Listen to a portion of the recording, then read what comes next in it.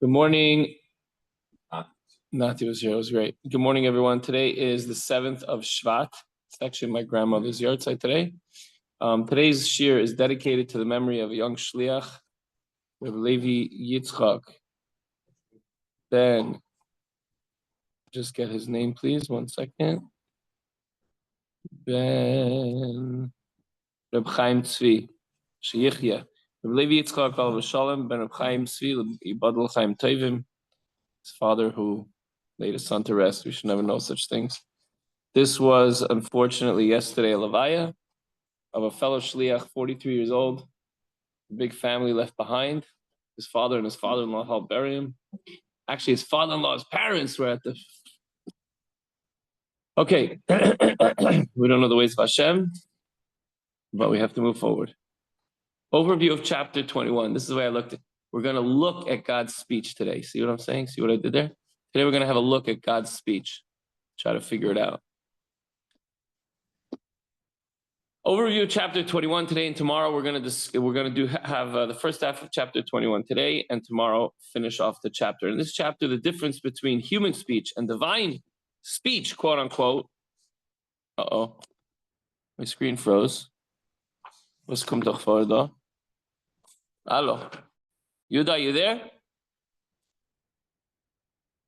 I don't see you. It froze up for a second. Let me try. I'm like. 1 second. I don't know why it froze up. Is it still recording? Yeah. Okay, I don't know what happened. It froze up. I don't know if we lost anything. But we're looking at God's speech. And it's explained, once a word is spoken, it leaves the speaker. And it assumes an independence. Whereas with Hashem, nothing leaves God. God is one with everything. There's only the illusion of separateness in our perception. But Hashem, Echad, Hashem is one with everything. V'hinei, Perik Chaf Aleph, Perik, chapter 21, on page 104 in the Chayenu, if you want to follow along. You got it? V'hinei, Midas HaKadosh Baruch Hu Shaloi K'midas Basar V'dam. The nature of God is so different than the nature of the way we function in this world, in our bodies of flesh and blood. Sha'adam shemedaber dibur, harei hevel ha'dibur b'fiv, hu murgosh v'nira davar fnei atzmai. When a person speaks, that word becomes separate from him. It leaves his mouth. And that's why we have to be so careful what we say. Once there's a spoken word, especially we're being recorded. I'm very careful what I say, we're being recorded, but we're always being recorded because Hashem is writing everything down. Hashem is listening to what we say. And today, by the way, there are so many cameras that have speakers. Wherever you are, you're being recorded. It's mamish like taking what we read on Rosh Hashanah and Kippur to the next level, because wherever you are, there's a camera on you pretty much, and very often there's a speaker also. But when a person says something, it leaves his mouth, and that's it. It moves on. But not so with HaKadosh Baruch Hu. Aval HaKadosh Baruch Hu, ein diburei muvdo mimani yisparech chas v'shalom, ki ein davar chutz mimenu v'leis asar panim minei.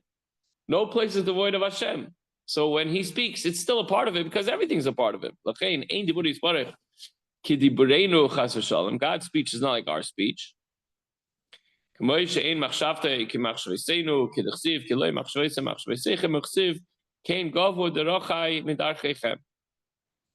Just like speech is not like God's speech, it's very different. Our thoughts are not like God's thoughts. And the pasuk always says, so are my ways higher than your ways, and my thoughts higher than your thoughts. Anything that we can compare between us and Hashem is not even on any rational terms comparable. So then why do we call it speech? Altab explains that 1, speech reveals that which was previously hidden, and 2, it becomes separate from its source. Only the former characteristic of human speech, only the fact that it reveals God's thoughts is, let's say, at least more similar to the characteristic of a human being revealing his thoughts, but the fact that it becomes separate from the source doesn't become separate from Hashem. It's just an illustration. It's just, and the English word is anthropomorphism. I do. I learned it once, and that's what it is. That's what it is. It's said in the words of man so that we can have a relationship to the word. K'moishe dibur atachton sheba'adam hu megale l'shoymim ma shahoya tzofen v'nela machshavtoi. When a person wants to reveal what he's thinking, how does he do that? Either he takes a pen and he starts drawing what he's thinking. That's a game I think called Pictionary. Or he just says what's on his mind. That's standard. In this case, the audience is the created being from which its own perspective at least is separate from Hashem. When Hashem speaks, these are revelations of divine light and life force that comprise of the 10 divine utterances. Hashem said, "Let there be light." There was light, and let the earth sprout forth, and so on. The world was created.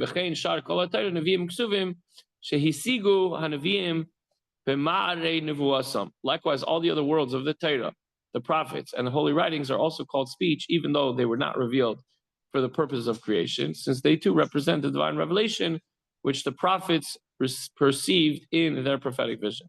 So when we refer to Hashem's revelation as speech, the analogy only extends to speech as revelation and communication, but not as something separate from the speaker. That idea is not applicable to Hashem.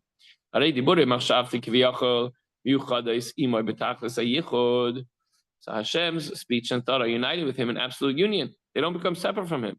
As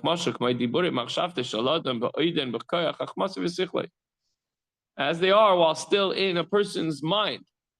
They're not separate from him until he speaks.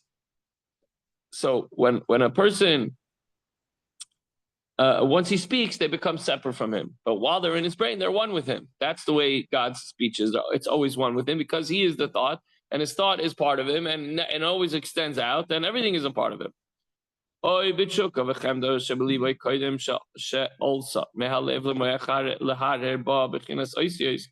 they exist in a dire or craving that are still in the heart before they rise from the heart to the brain. They're to be meditated upon with letters of thought.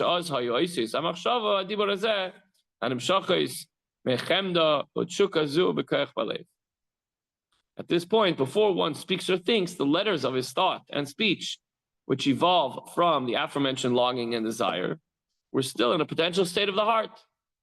You feel a desire to want to do a certain thing and want to feel a certain way, that's still in your heart.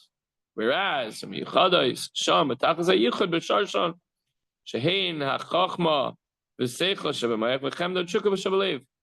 where they were absolutely nullified in the heart, unified with their source, namely the wisdom and intellect in the brain and longing and desires in the heart. So before you articulate them, before they come out of your mouth, they're one with you. In the case of Hashem, however, his thought and speech remains unified with him even after he thinks out loud and even after he speaks. They're always a part of him because everything is always a part of Hashem.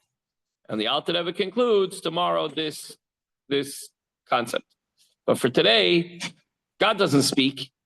We use that word, but God doesn't really speak. He's not human. He doesn't have a mouth. What Hashem does is he reveals himself. In the way we put it down in the Torah, we call this speech. But in reality, it's something very, very different, as we explained. Ever have a wonderful day. And may the soul of Reb Levi Yitzchok, Chaim Tzvi, have the greatest aliyah on high.